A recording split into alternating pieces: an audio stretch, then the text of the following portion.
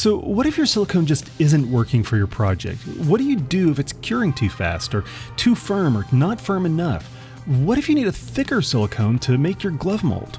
Well, let's talk a bit about additives and how you can use them to make the silicone you need. Hey everyone, my name is Derek and I am the owner, creator, and head silicone slinger here at Amavidi, where we make silicone toys for adults. So let's talk about additives. Additives are the things that you can add to your silicone mix to change certain properties about the silicone. Whether it's getting more pot life or faster cure times, there are a lot of ways to tweak your silicone to be just the way you want it. Now, before we go too far, I want to mention that there are some judgment calls to make here. Not all of these additives are certified skin safe. However, these additives have a long history of use without issue, and while we'd always want to use certified skin safe materials when we can, there are occasions where products are generally considered safe, even if they haven't been certified.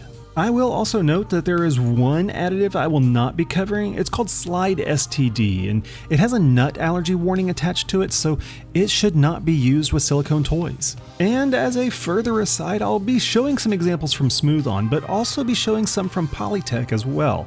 It's for the folks in the parts of the world where Polytech is more accessible or affordable than Smooth On. Either way, none of this is sponsored, but the links in the video description are Amazon affiliate links, and using those doesn't cost you anything, but I'll get a little commission and that helps make these videos possible. And the main additives we're going to be talking about are a retarder, an accelerator, a deadener, hardener, a thinner, and a thickener. And while it's not an additive per se, temperature is another thing that you can play with to get the results you want. But I'll talk about that in a bit. Now, starting with the retarder. A retarder slows down the curing process of the silicone.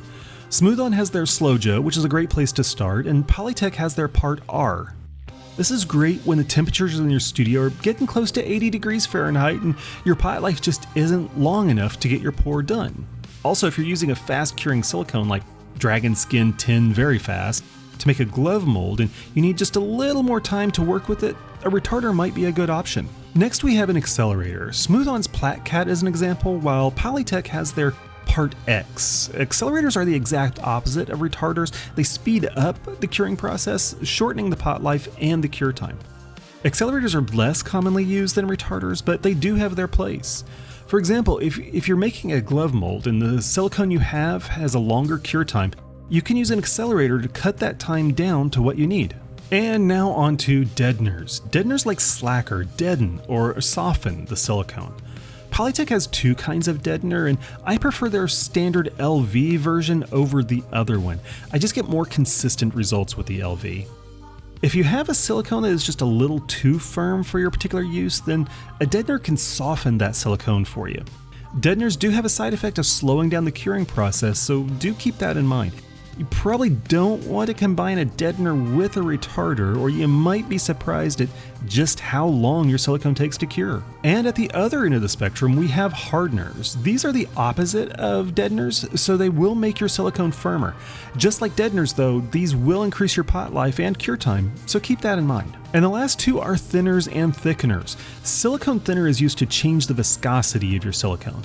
This can be useful in certain pour styles or if your silicone is thicker or more viscous than you would like.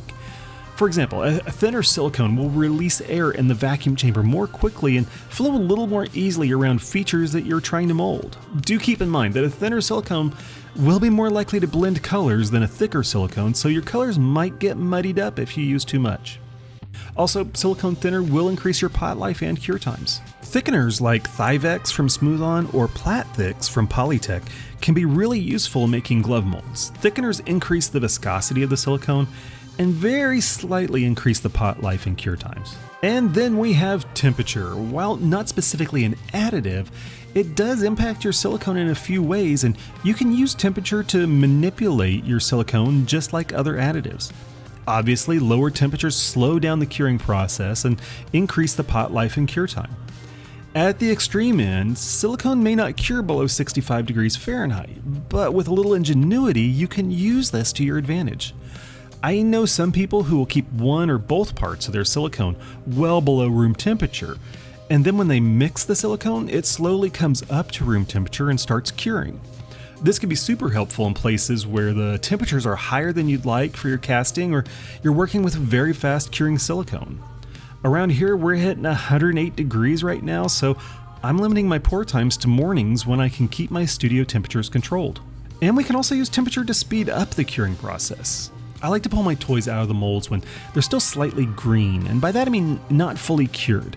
This is a little gentler on my molds, and it can make pulling the toy out of the mold a little bit easier. But keep in mind, they're still a little floppy, and there's a higher risk of tearing the silicone. Then I'll drop them into a pot of hot water to finish off the curing process. I have a crock pot filled with water and temperature set on low where I can finish off the cure. This also has the added benefit of helping the mold release to float off as well. And finally, one last thing to consider is that additives do have various side effects. I mentioned some earlier, but there are a few more. Silicone thinners will also soften your toy slightly. Accelerators tend to make your silicone slightly firmer. High pigment loads can also make your silicone slightly firmer.